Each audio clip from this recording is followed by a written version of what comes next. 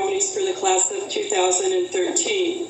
We're so glad you're here to help celebrate the accomplishments of each and every one of the students who will shortly be taking the stage. This night is a culmination of the efforts of many people, and we thank you for all you have done to support these students. I'd like to remind you to please turn your cell phone ringers off. We are, Mr. Summers is actually live feeding our graduation to the internet radio station of Buffalo Country tonight for people who couldn't be here. So that's kind of cool. So if you would stand and welcome our graduates.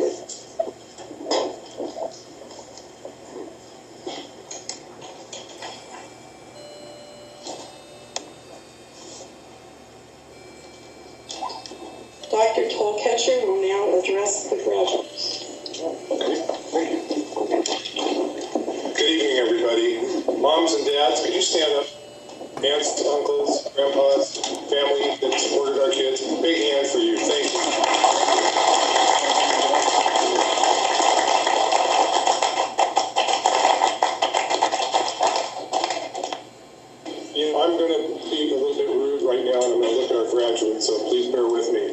It's an important night for them. Getting to where you are tonight has been an unbelievable journey. I know. You have shown not just your families, but you've shown yourselves that you can do anything that you want to do in this life. Our alternative school is considered one of the best in the state. And the program at that school is not an easy one, which you know. And you have to feel proud that regardless of what the circumstances were that made you choose to come to Prosper Falls, that you were able to complete that education and not only show everybody else what you're really made of, but you showed yourself what you're really made of. And that is huge. What's in front of you right now? These are going to be the most challenging times that our country has ever had, with the economic situation, with what's going on across our world. A lot of people would be concerned going into that world that you're going into right now. But I have a firm belief that because of the hard work that you've done, that you'll take advantage of all of those uncertainties. Because this is the time in your lives when you have to say to yourself, this is what I want to do. And because the country and the world are in a challenging time, it's going to be a time when you can step up and really do whatever you want and chart new waters and new territories that other people can't do. Every single one of you are capable of doing that. And the door that's going to open tonight when you walk out of here is a huge one. You've got a whole life ahead of you. And the one thing that I want you to remember, actually, there's two things I want you to remember. Number one is that when you step out of this room tonight and start the next part of your life and that door opens, there is nothing that you cannot accomplish. You have proven it over and over again. You have to set that goal and do what you have to do. The second thing is you are a Prosser School District graduate, and we will be here for you forever. If you ever run into a problem, you don't know how to approach it, you want to go into some kind of profession or school and you need some help doing it, Dr. Dean is here, I'm here, and all of your teachers that have been working with you are going to be there for you. Just because you're a graduate tonight, it doesn't mean that you're out of the school district forever. So congratulations. You have so much to be proud of. And I'll tell you, the greatest part of my job is to see our kids in Prosper Falls graduate and take that next step into their life. You earned a lot. Congratulations.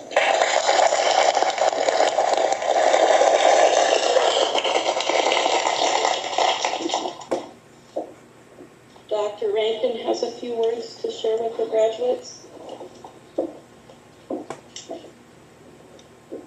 I also am going to take the opportunity to talk to you guys. Usually I get up here and I talk about my military time, and that's usually either good for a good example or a bad example. You're guaranteed one of them. So today you get a good example. So, I did a lot of training with a lot of different units, and some of them were kind of quirky. Some, I didn't exactly blend with them. They were, when you're trying to motivate people and get them trained, sometimes you use some pretty unusual methods. I think some stupid methods, I'll even say that, but whatever it takes to get people to do things right and be safe, that's probably the end justifies the means. So one of these particular units had a really stupid saying, I thought. It was entirely redundant. They called it Never, Never, Never Land when you got there. And I got rushed into the commander's office, and he sat me down and said, I'm proud to have you backfilling for this unit, and I want to tell you about our place. And I said, you mean Never, Never Land? Like Peter Pan? He goes, no, this is Never, Never, Never Land. He said, we practice the three nevers here. He said, we never want you to quit. We practice that every day. He goes, we never want you to give an inch. And we never want you to sweat.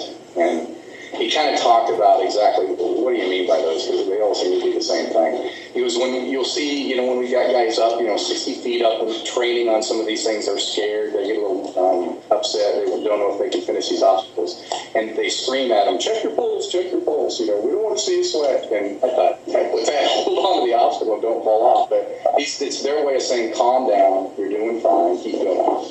And, you see guys running through all these things. And what really struck me is when I was at sick call, the first thing these guys would do, they'd march them off when they were sick, they'd march them off to PT at 4:30 in the morning. And then they got to go to sick call. I said, why do you guys make them go to PT first? They're sick. They need to be at sick call. He goes, every day these guys get up. You've got a job to do. You know, they've got people that rely on them. If you're sick, you're healthy, if you're tired, or you got a good night's sleep, if you're happy, or you just lost a loved one, you've got a job to do. And we want everybody to remember that every time. And the other one was just never give up. And they never did. I mean, they were just always determined. You know, their idea, they said this often, was that we just haven't found the right way yet. You know, if they didn't find a way to get in there and get the job done, they just haven't found the right way yet. So, like I said, I thought it was a little quirky, but my time with the unit was pretty good. And so I went on to other endeavors in the military. And years later, I was working with a guy named Robert Whitmore. And he wasn't a huge stature. He was about 5'2", a small urologist that I was assigned to work with during my residency. And he was just a great guy.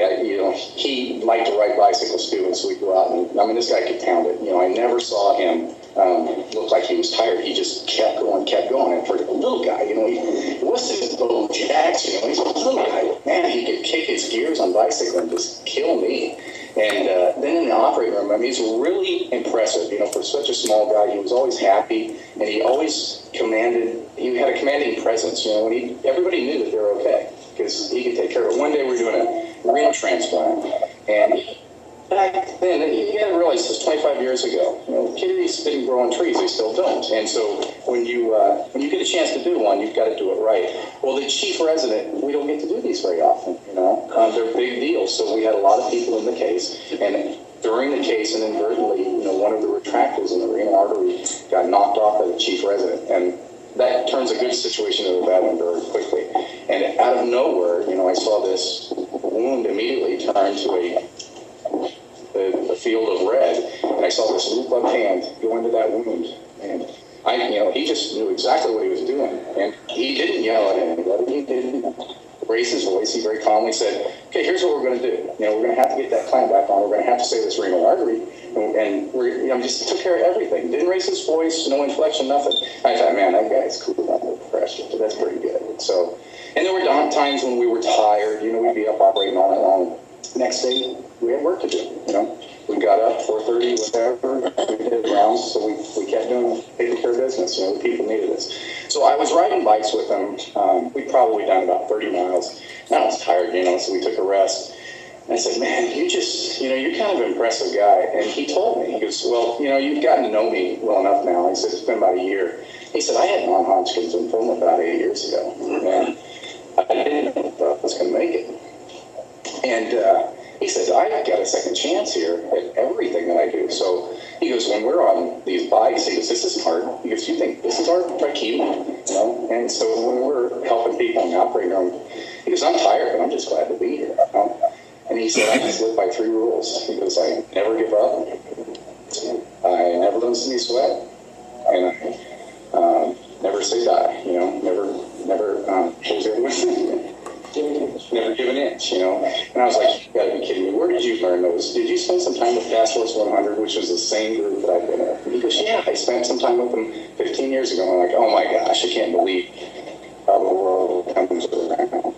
So he's an inspiring guy. For such a little man, he commanded an entire anything that he's go through chemo or anything in order to appreciate what you got. So I'm standing here telling you, you guys have worked really hard. And most of you have worked harder than others in unusual situations. So you should be very proud of the fact that you've already gone through a lot of those life stresses that are going to really test you, okay? So you're doing very well. I've seen some of you people on the inside and the outside, and you're pretty good kids, you know? So I know you're going to be successful, and I wish you all the luck in the world, okay? Thank you.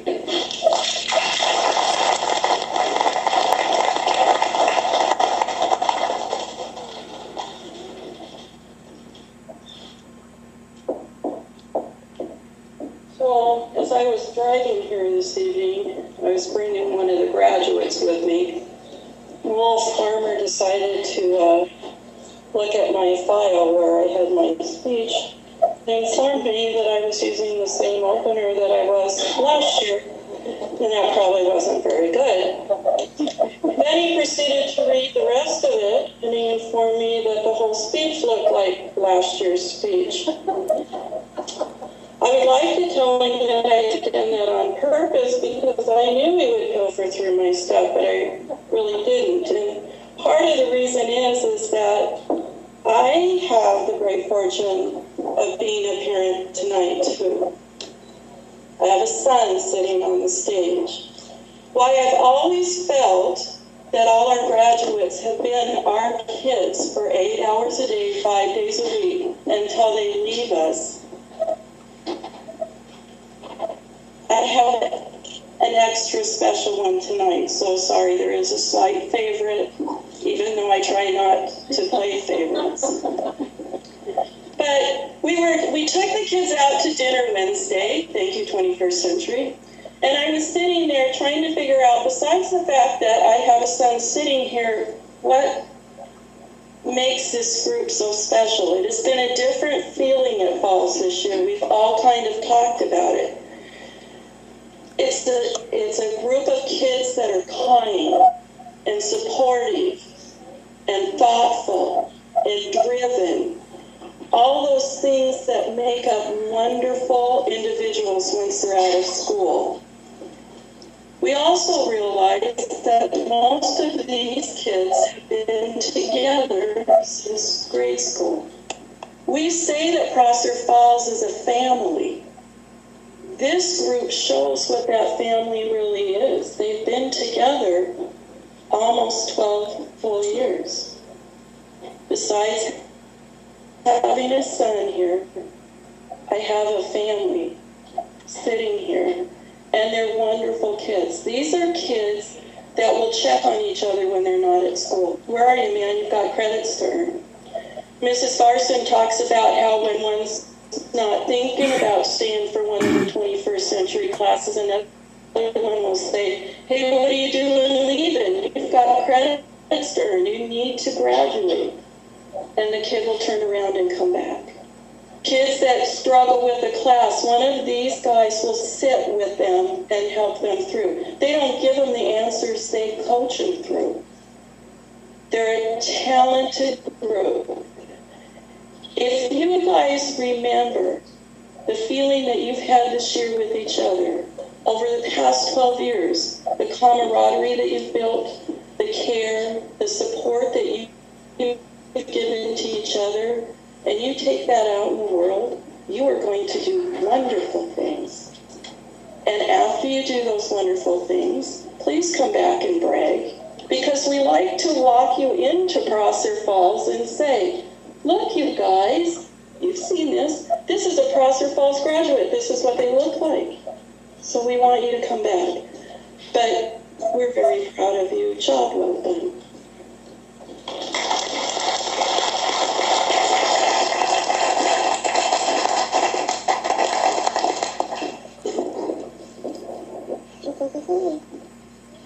Mr. Erickson's going to talk to the graduates now.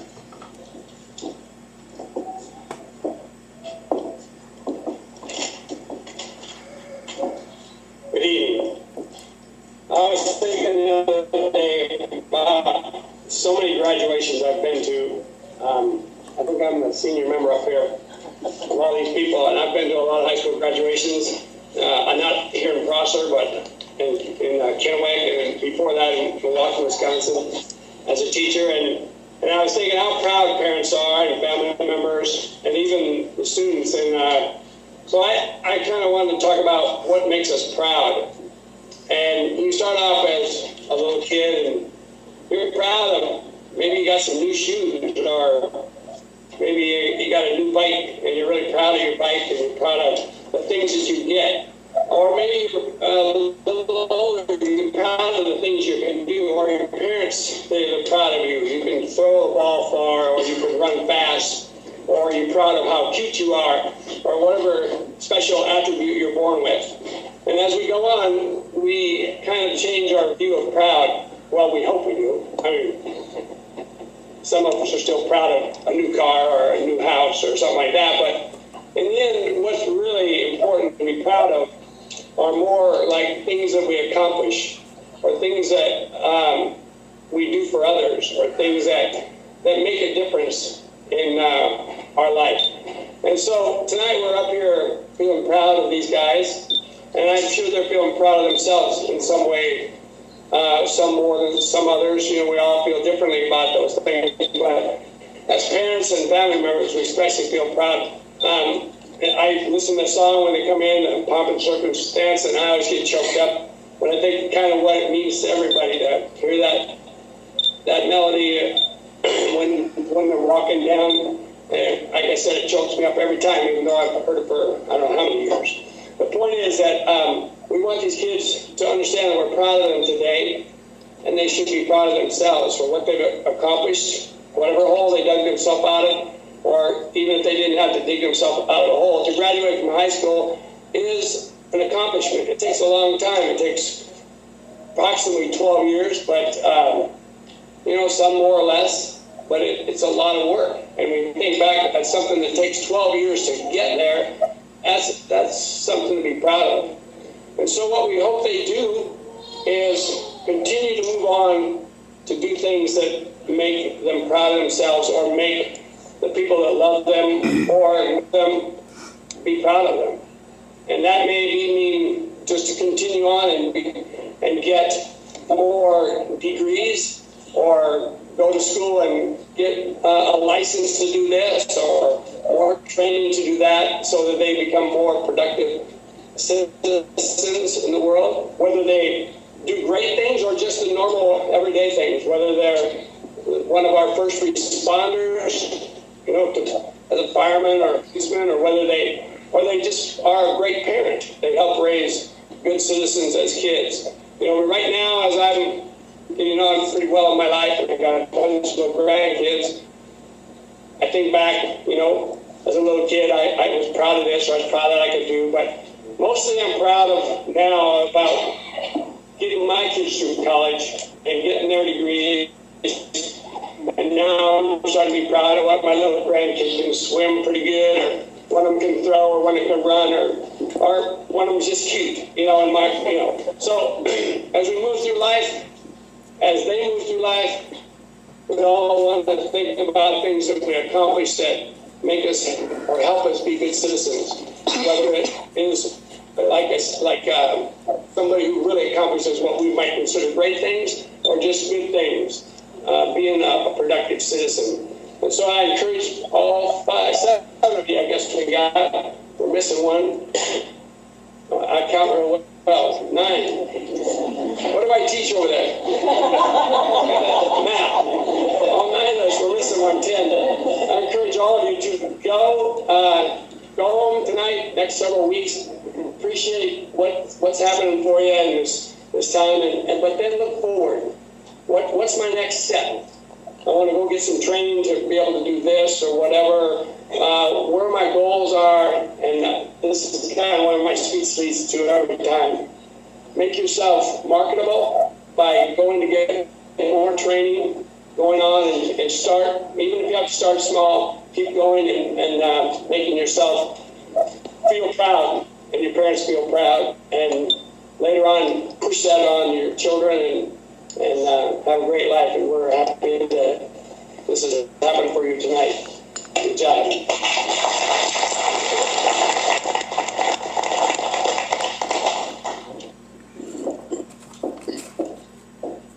I'd like to introduce Kathy Goodison, who's going to talk to the graduates today.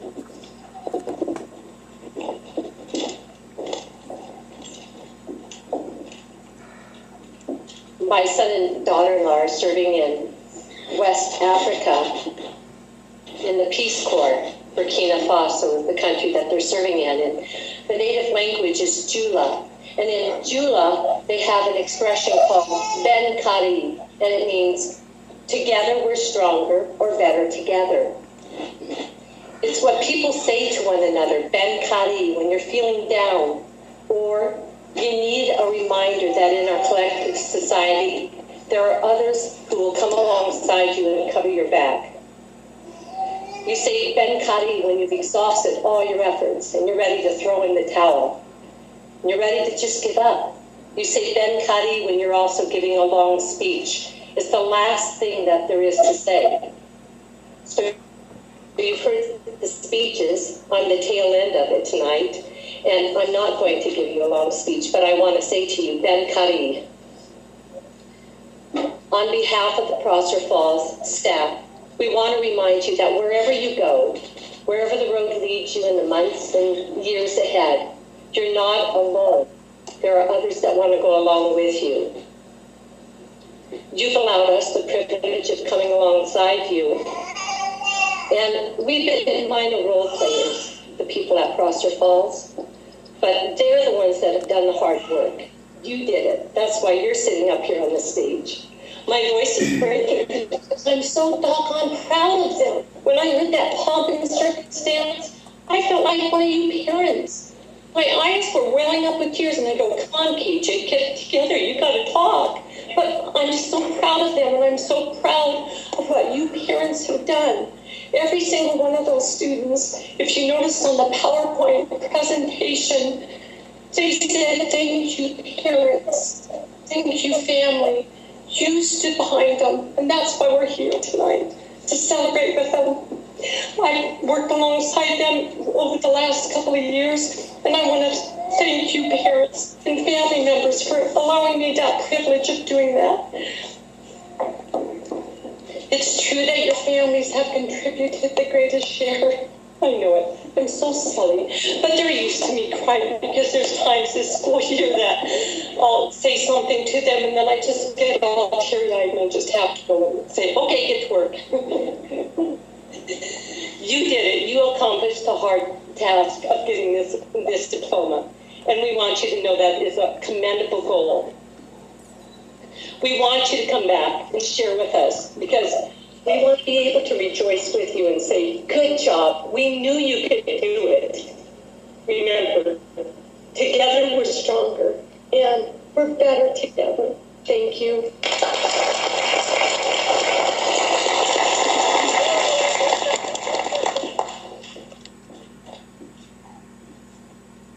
Brian Jones has some words to share and some announcements today.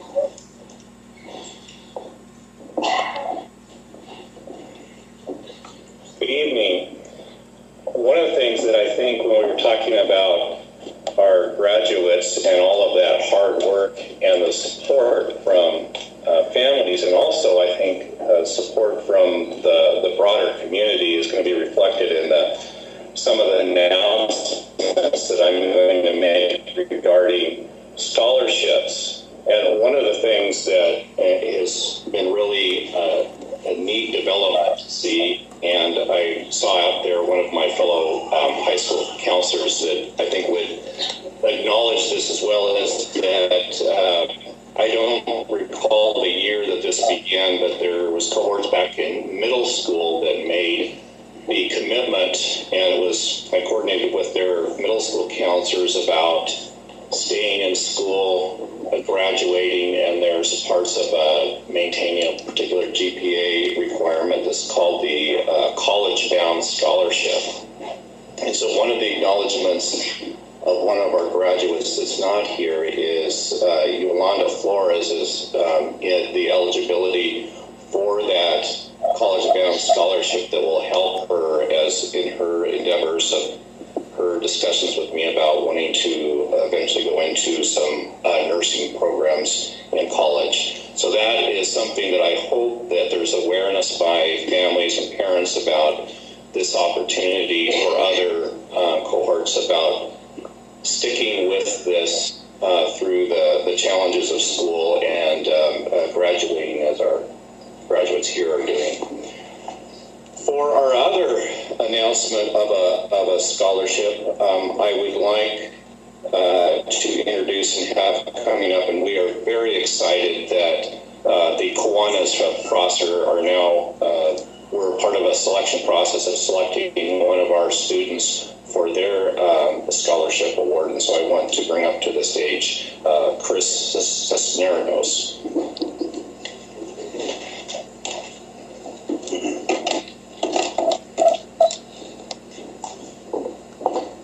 Good evening.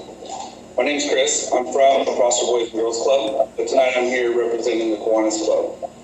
So we received 3 or 4 applications this year for a scholarship that we were giving out. The applications were all very, very good, and each and every of the members deserve the scholarship. But tonight I would like to present Dakota Karas with a $1,000 scholarship.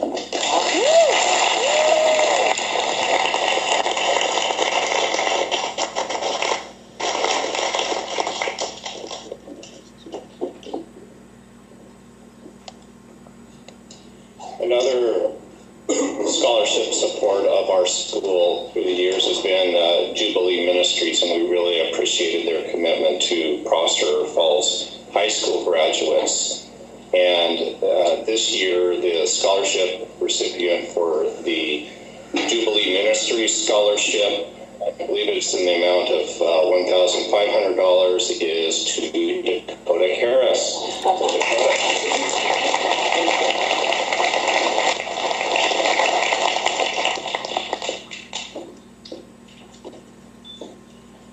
And the third scholarship recipient, this was something that was announced several months ago, so some of you may have seen this in our local newspaper.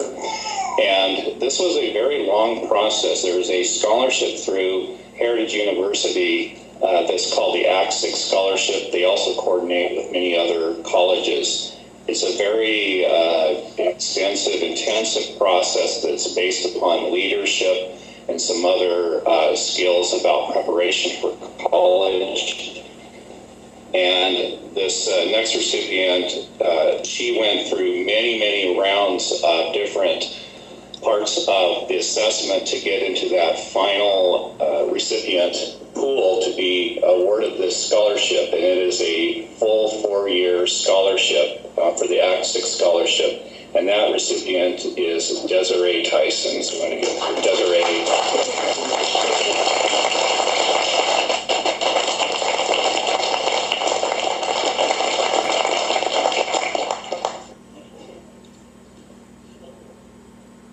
And I just would say in closing that all of our graduates have worked really hard, and they're a real diversity of different things that they are considering thinking of as they go on to the next transition with their careers, and we are all very proud of all of you.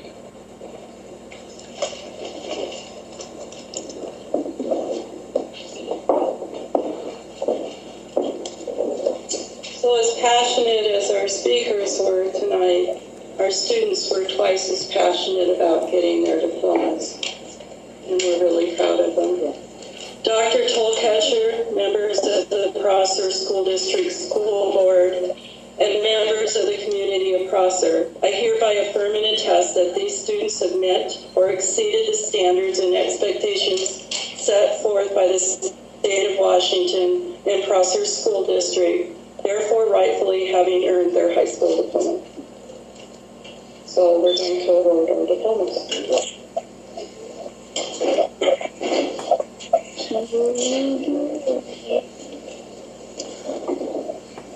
Jordan Esparza.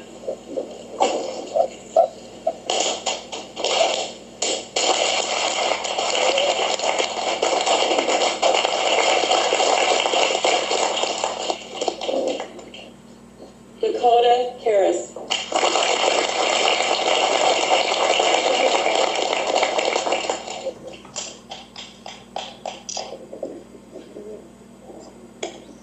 It's my son, it's okay.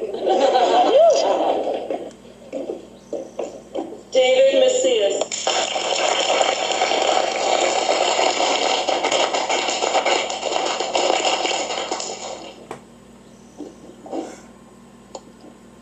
Bianca Martinez.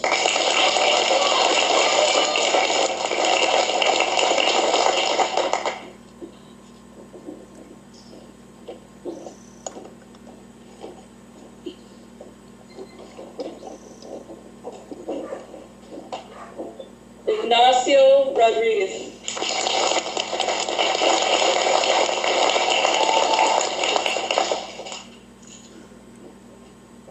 George Sandoval.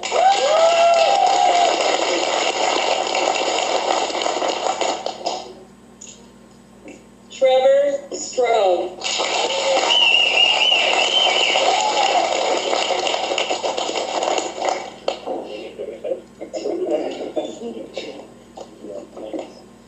Desiree Tyson.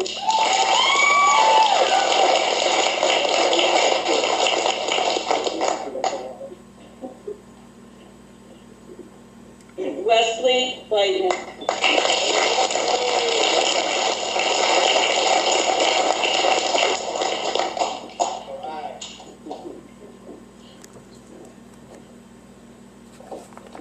Ladies and gentlemen, please stand and move your tassels.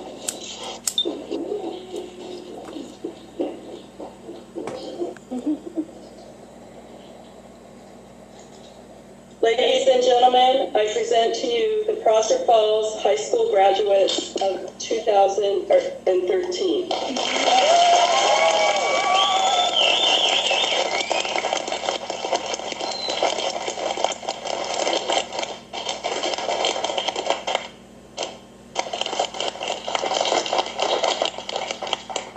When you go out to the foyer, if you go to the right and down a hall in another little hall, there's the green room over there. You can meet your graduates there, and we'll have a short get-together. I really appreciate you coming tonight and supporting these guys. You all rock. See you next time.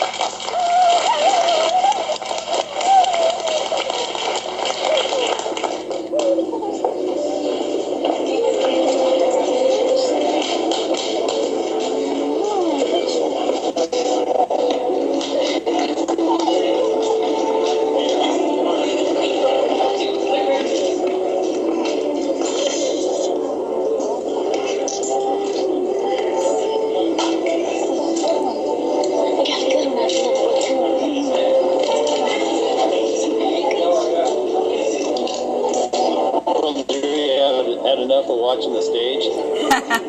Thank you. You're welcome. Hey. Sarah says hi. Hi, Sarah. Hey, I see you. Howard says hi. Hi. Oh, man, you've grown. Should we shut down now or? Sure. Okay. I'll talk to you later. Thank you. Bye. Bye.